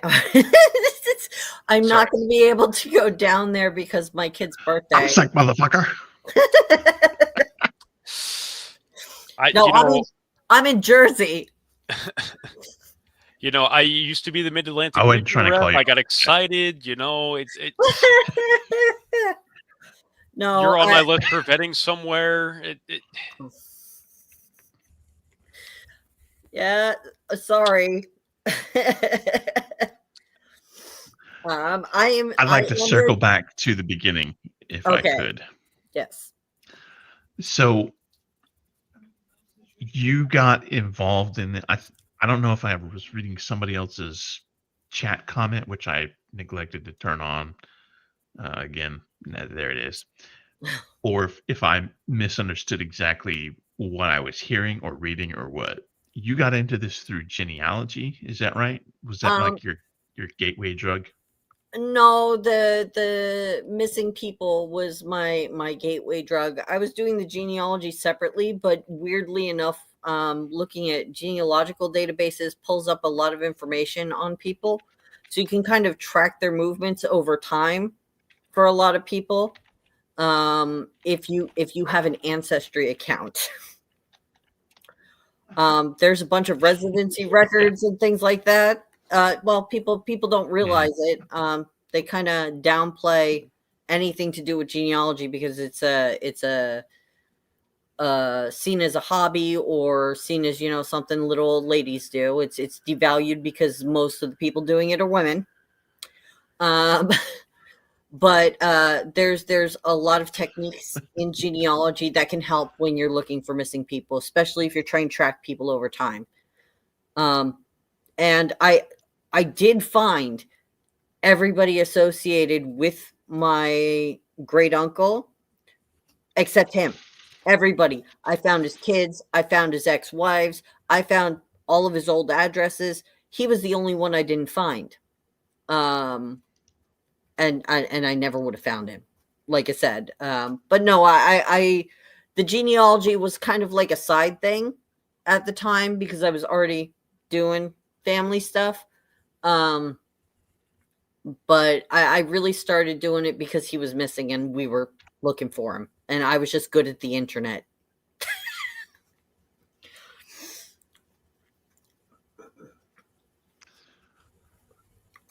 Okay, so it's not genealogy, but you went through like basically I'm trying to figure out like what's the path of progression to get to where you are now, because we had somebody in the comment sections and this was like an hour ago that they asked and I just didn't get around to it, but now I can't. So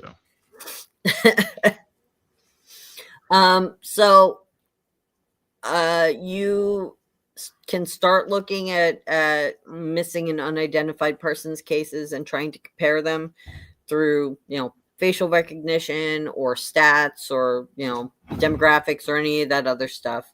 You can look at people who were reported and people whose families are looking for them but they haven't been reported. But a lot of it can be database comparison. For me, after that, I was trained specifically by the same people that trained the FBI genealogists to do it. And I went through a course, and then I did a very long internship. And as I said, since then, I think the past 3 years, I've been a teaching assistant. So assisting on other cases and then also teaching other people the techniques that you use to try and the tools that you use to try and identify somebody who is a doe. And that's kind of been the progression. There are places that you can go and you can pay and get a certificate to do forensic genetic genealogy. Apparently you can also do like air work, so you can use it to find the heirs of deceased people so that they can be paid out, and it also helps with adoption cases. I just solved one of my oldest friends unknown father case last week because they're similar skill sets, but with adoptions and with unknown parentage cases, you don't have to be quite as careful with your information security. So a lot of my training was on how to keep information secure, how to make it so that people can't tell that I'm looking at them, doing stuff in the background to try and hunt down information on different people. Because like I said, adoptions and unknown parentage cases you don't really have to do that. The last thing you want when you're working on an unidentified person's case is for somebody to notice that you're looking at them and realize what cases you have and be like, hey, I guess I'm related to this person, and then go and I don't know. We've seen people go and they're like third or fourth cousins to a doe and just start going crazy on social media and saying all kinds of like really kind of crazy things that have caused problems for different investigations. We've seen leaks cause serious problems in investigations as well. So we got to work really, really hard to not do those things. Anytime you contact a DNA match or a family member, or that they notice that you exist, you are creating a security breach possibility.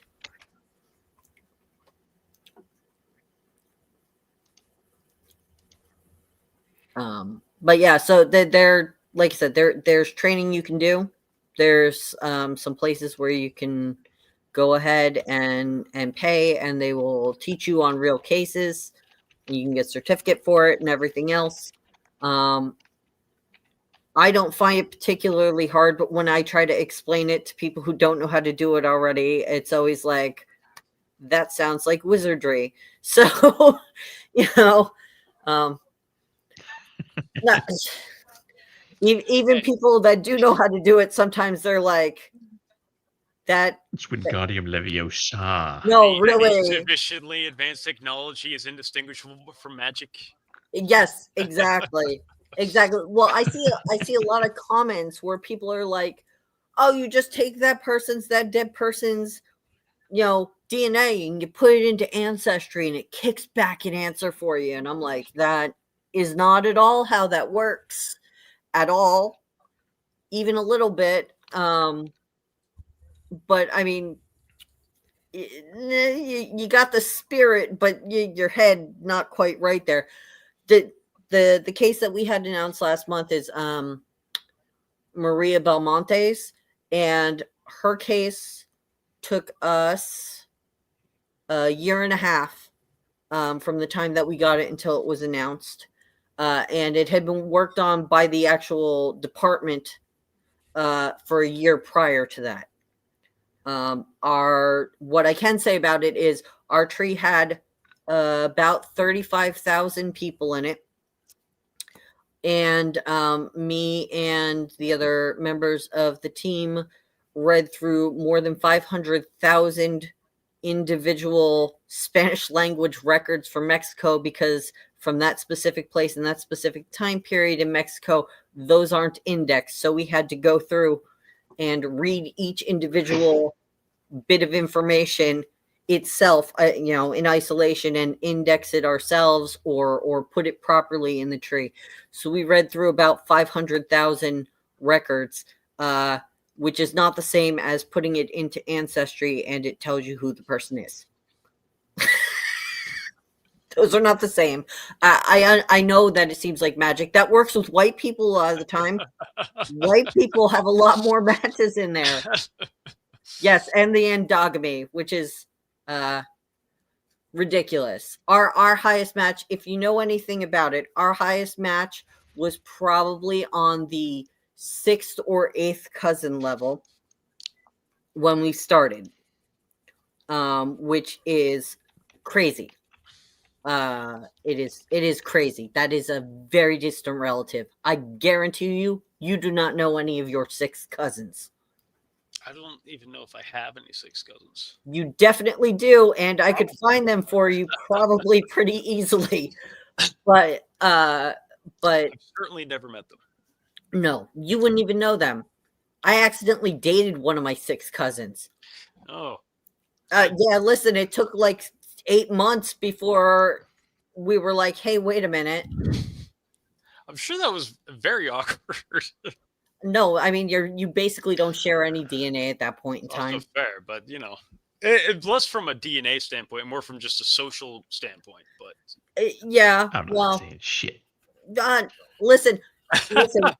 Okay, so nope. Listen. If your family is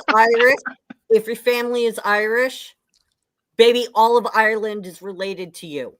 I mean, that all related, so you can just not even worry about it.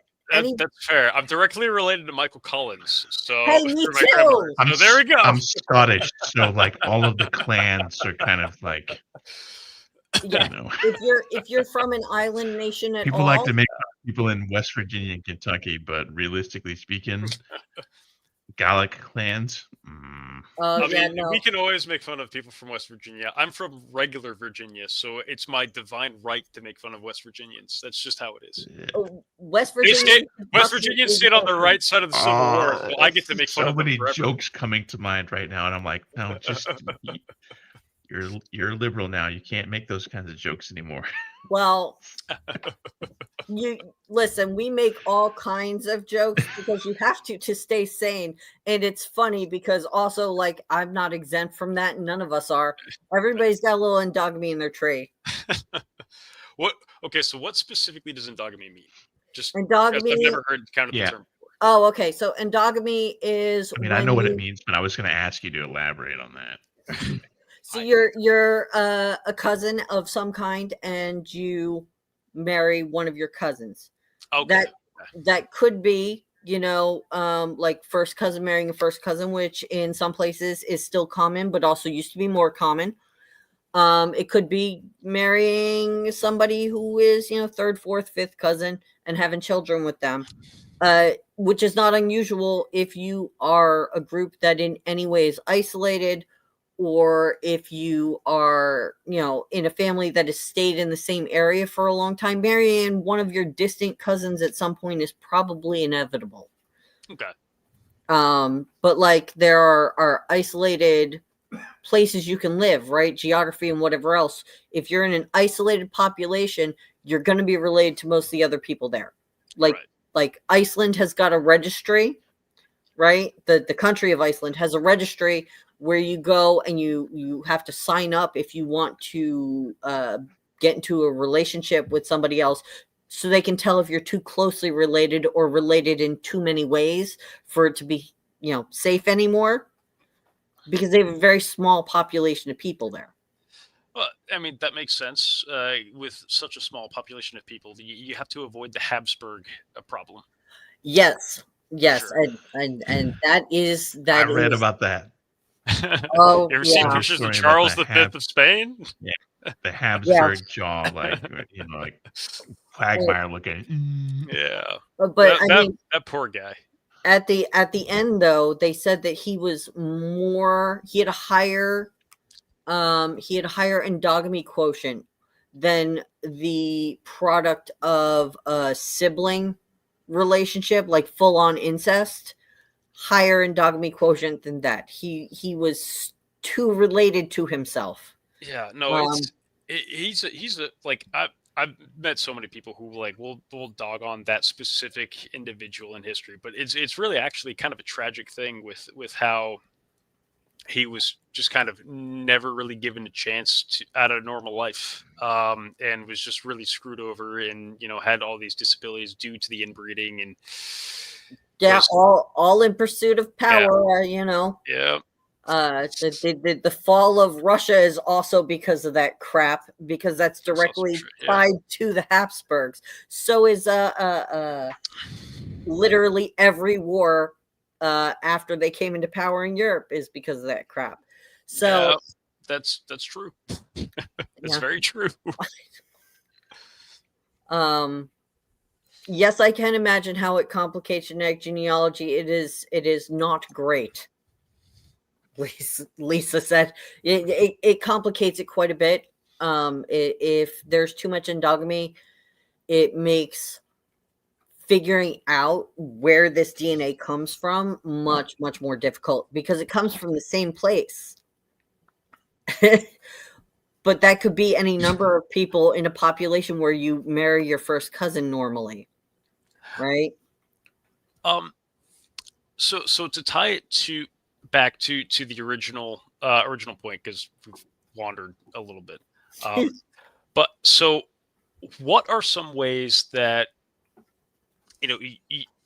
your specific organization, your specific task force can be supported? Well, if you find somebody that's missing, if you know somebody that's missing, even if it's long term, and I'm gonna preface this by saying I personally don't care if it's an LGBTQ plus person. I will, like I said, if I can't help you, I will find somebody that can help you and make sure your information gets passed on. As long as it's not a Nazi, as far as I've understood, it pretty much. Yeah, no, I'm sorry, their friends can find them. Yeah, fuck. The people that are found with swastika tattoos and swastika emblems and all that, I'm sorry, I don't mess with that. Their little friends can go and find them. I'm sure that the cops are going to try and solve them first anyway.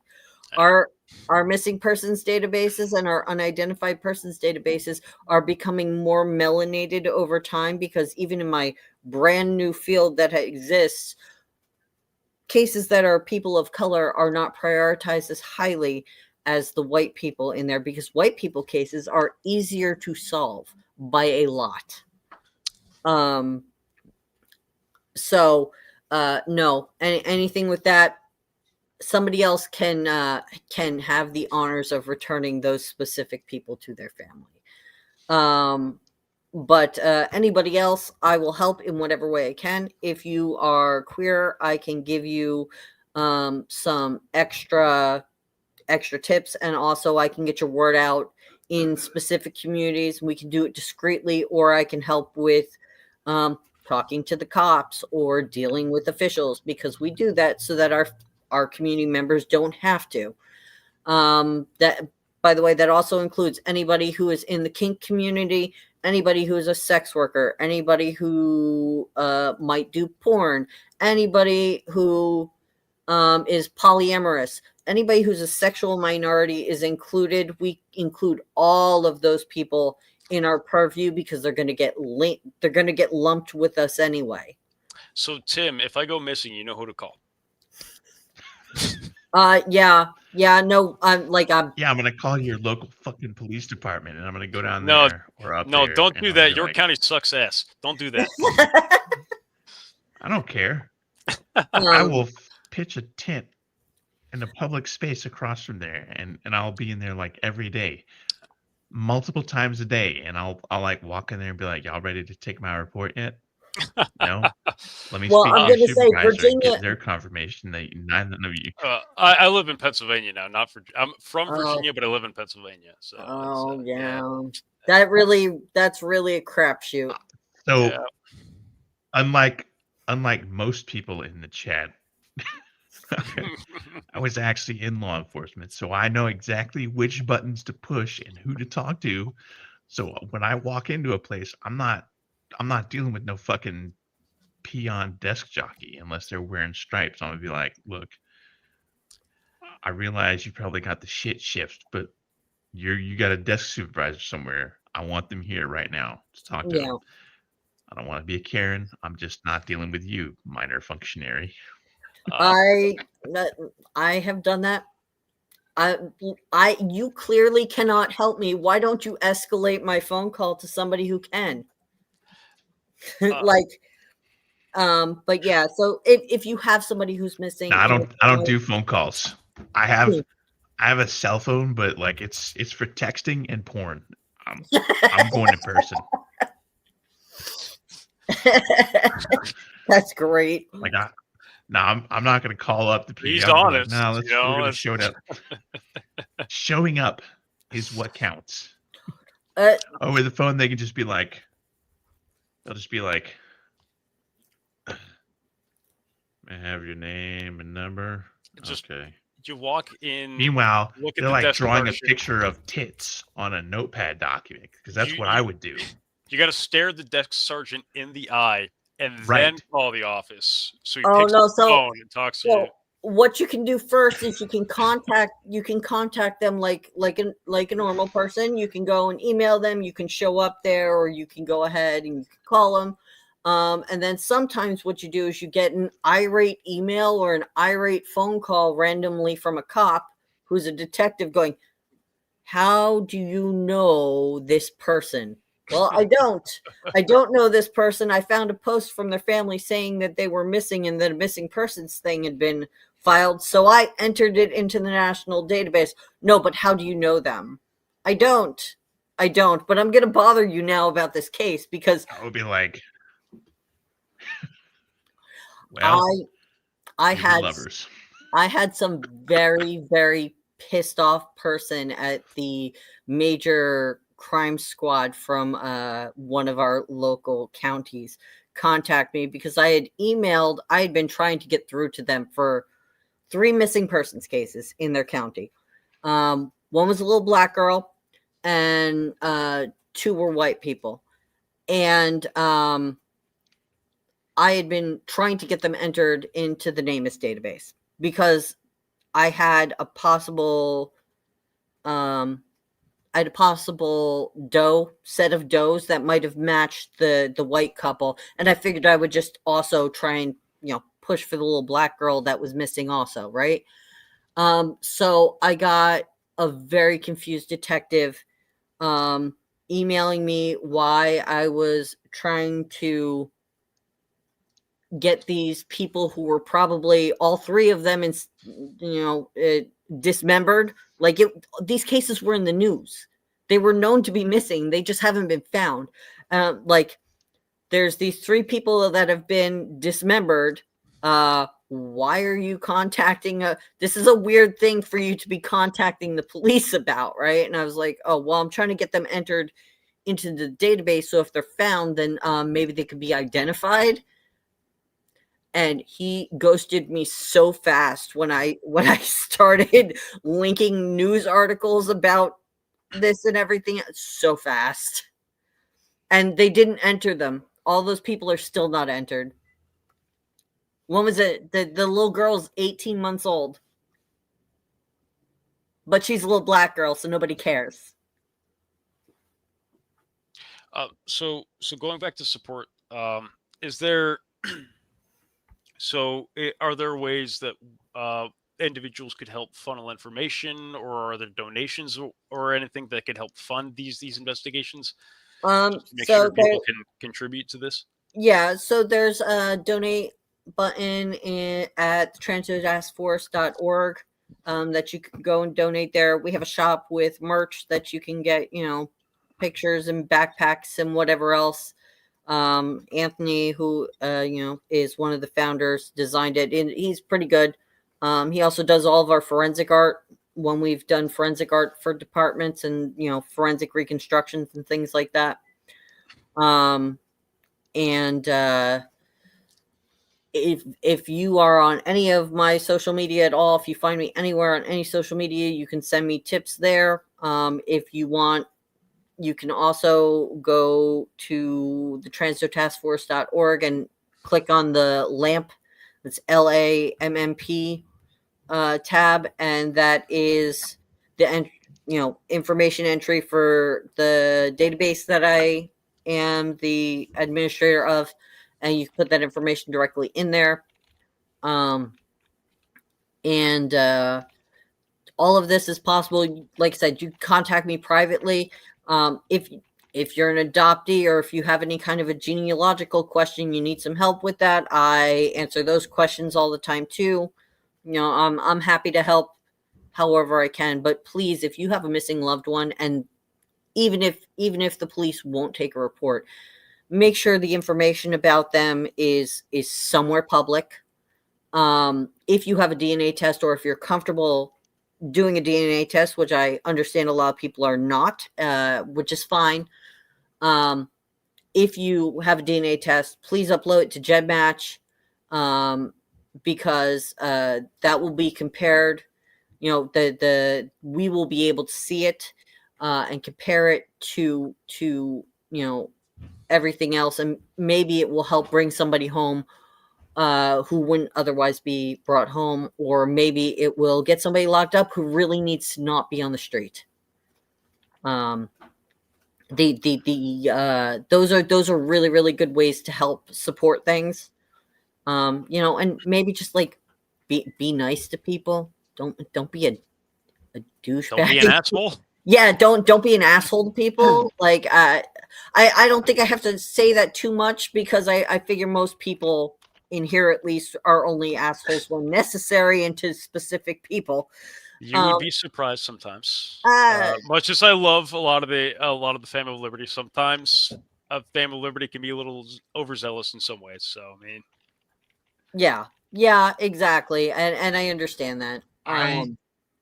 Go ahead. Sorry. I heard, and I'm going to apologize in advance, but also hashtag not sorry, not sorry. I heard that you are considering selling feet pictures to fund missing persons cases. Would you like to talk about that? Oh, so I mean, I didn't sell them before. I when I was much younger, one of my friend's husbands really had a thing for feet, and I was like, www.onlyfeet.com. there's definitely pictures out there already, but I don't know. Lisa was talking about finding a pay pig or something, and I'm down with that. I'm completely fine with that. You can pay me money to be mean to I'm not you. here I to don't kink shame. care. I'll be mean to you for free. But no, Look, I used to. For free. There was a website, this was probably like 13, 14 years ago, where you could sell your undergarments if you were of the female persuasion. yes. I very clearly am not of the female persuasion, but I did have a pretty cute picture, and I would sell underwear that were listed as used, and I would have to go down to the Dollar General every other week to pick up a couple of cans of okra. I'm just gonna leave it there. Y'all can put 2 and 2 together for yourself. Well, that way. I love that. Listen, I'm as pure as the driven snow. So The fuck you are. listen. Fucking I have lionhead very I'm sorry, cute say again? feet. I couldn't hear you through my military grade tinnitus. You also have. I have very cute feet, and if I could make money off, that'd be fine. I'd do that. I don't give a shit. Look, I truly do not. I have a It's whole just- ass OnlyFans, so you know. Listen, every once in a while, Lisa comes I'll up to me and sit there sends and be me like, "All right." something. He And I hasn't have given me to the explain login, so I can things. make content for it. It's what the hell. I mean, we're gonna be in DC. I'm just saying. I know. If I listen, my kid's birthday unfortunately has to take precedent over me going and having some fun, but hopefully This next time this after live that. stream took a hard right turn somewhere. Yeah, listen, yeah, Lisa has to have me explain like kink terms and porn things to her all the time in the background, and she's like, I'm not gonna ask how you know that. Somehow that surprises me that Lisa wants to have you explain that. No, I'm just no. saying, I mean, there's something in No. a signal chat about like DIY something the other day. You know, I don't remember. I don't remember the context. It was in response to some joke I made, but you know. All right. she I feel like yes, this conversation that's it. has Victor is led Again, watching to those hard things. right turn somewhere. Listen, it has led to a natural stopping point. yes, it has. It But being yeah, approximately 8:30, almost 8:30 for us on the East Coast. yeah, that's excellent though. That's just wrong. He says, that's great. I love that. Scam those pervs. I don't care. I think that's hilarious.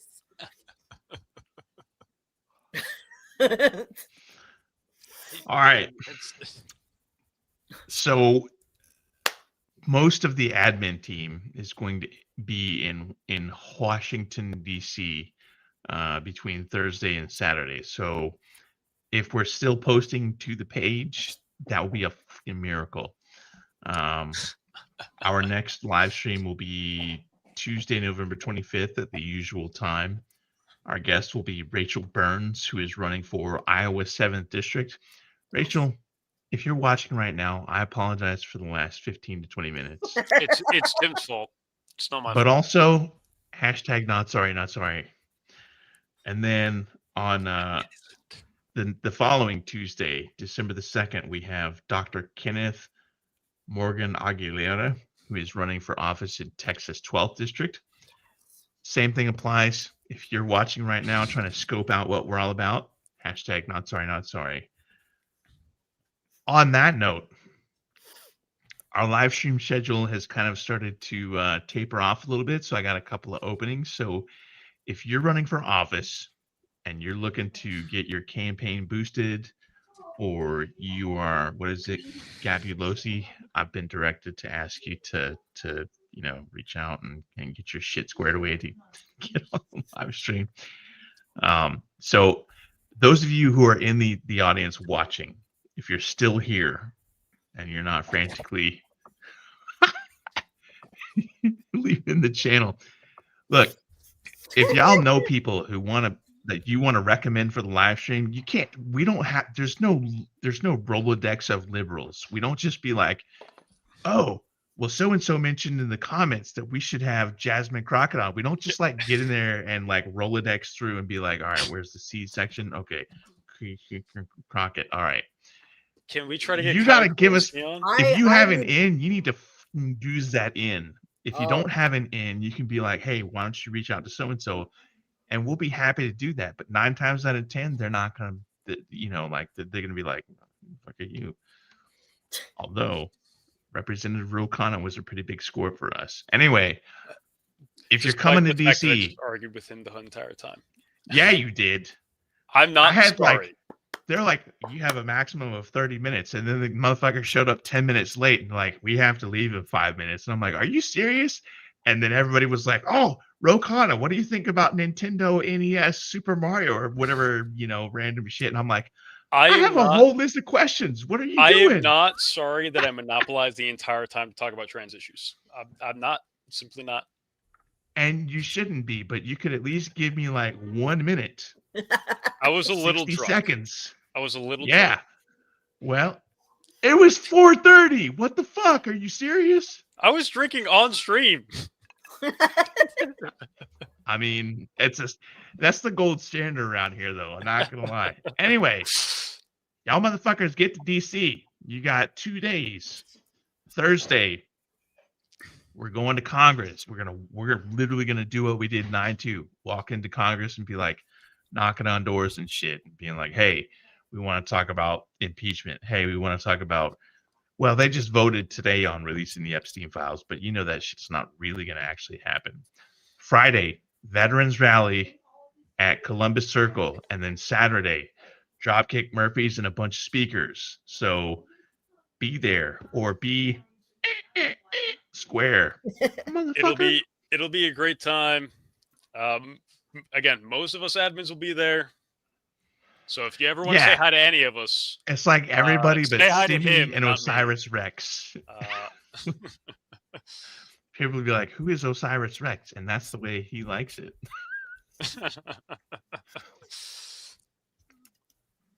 All right, that's our time for today. Viktor Veltstra from Trans Doe Task Force.org. Thank you so much for being our guest and putting up with our stupid questions about things that we should have already known. The dumb questions were for the people in the audience that have no idea what's going on. I knew everything already. It was for me. I was in the Marines. I'm entitled to be a dumbass. Yeah. Like it's part of my. We culture. ran out of crayons to feed the Marine. I haven't had any crayons today. Hey, my 250th birthday was last week. All right. Hey. Let's go. Well, thank you guys so much for having me. I really appreciate it. They're all like, I'm 250 years old. Meanwhile, this motherfucker's like 18 and shit. I'm 27. All right. I'll see you in DC, Jamie, and everybody else that's going. Thank you very much for being here, Victor. It was a wonderful, wonderful, and informative stream. I really appreciate the work you're doing. Like I said, if you guys have any questions or if anybody comes up missing or whatever else, let me know. I'll help however I can. I actually do have one parting thing. On the day that you're able to talk publicly about the thing that I asked about that I wasn't supposed to ask about, that you can't talk about, that you want to talk about, when that day comes, I want you to send me an email. I will. You got my email address. It's sonsoflibertystorefront@gmail.com. Yeah. Send me an email and be like, hey, we're going to go live with this information on such and such day. I want to have you back on the live stream. I would do a special live stream. I don't care if it's like 11:35 a.m. on a Wednesday or, 2 a.m. on a Sunday. Well, 2 a.m. on a Sunday, I'll probably get yelled at, but whatever.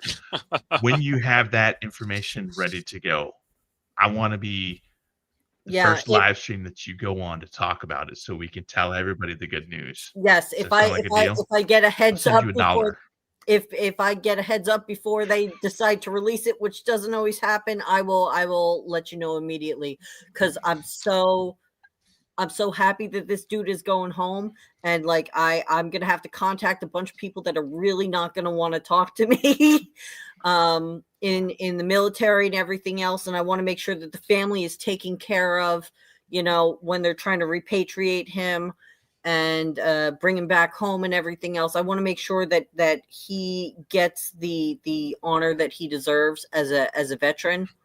And I feel like he's been forgotten for long enough, and that it would be really, really great to have other people, you know, in the military who could give him some attention and help show his family that he was loved and cared about and not forgotten about. I mean, if there's anything that, you know, us fellow veterans are good for, it's honoring our siblings that Absolutely. that put on these uniforms. My dad was Navy, and he was murdered last year, and all I'm of very his sorry. I am too. But all the people from the service who've helped with that, I've really, really appreciated how much they've cared and pushed to try and help that. So, you know, like I said, I just want to make sure that our guy is taken care of. You know. Excuse me.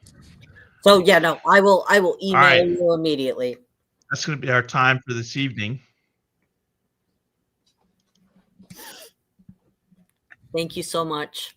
One last time, thank you, Viktor Veltstra, for tuning in. And Jamie, thank you for being on the stream with me so that, you know, I could take that 2-minute break to refill my drink. That's fine. I almost cried during that 2-minute break, and you're never going to see that again. So I'm glad you missed it.